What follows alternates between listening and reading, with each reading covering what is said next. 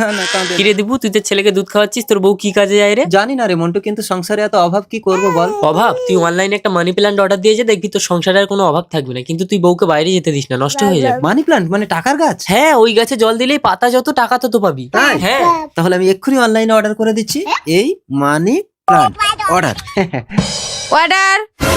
এ কি যুক্তি তুমি? হ্যাঁ দীপু, আমি অনলাইন অর্ডার ডেলিভারির কাজ করি। না না, এসব আর তোমাকে করতে হবে না, আমি টাকার গাছ অর্ডার দিয়েছি, এতে টাকা হবে। তুমি ছেলেকে ধরো, দুধ দাও।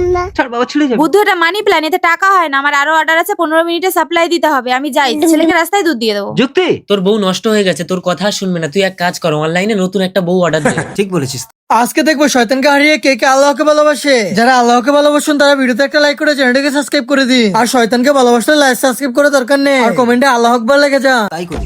দেখতে এই মেয়েটা ঠিক আছে? অর্ডার। চল এবার টাকার কাছে জল দেবো। ঠিক আছে।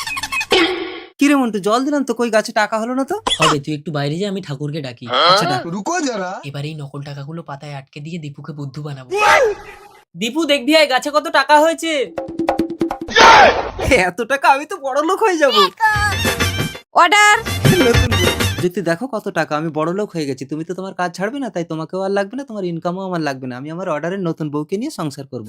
দীপু, যখন তোমার কিছু ছিল না তখন আমি ইনকাম করে সংসার চালিয়েছি। এখন তোমার টাকা হয়েছে বলে নতুন বউ অর্ডার করেছো। ঠিক আছে, পেমেন্টটা করো। এই নাও তোমার পেমেন্ট। এসো নতুন বউ। এ কি, এগুলো তো নকল টাকা। নকল টাকা?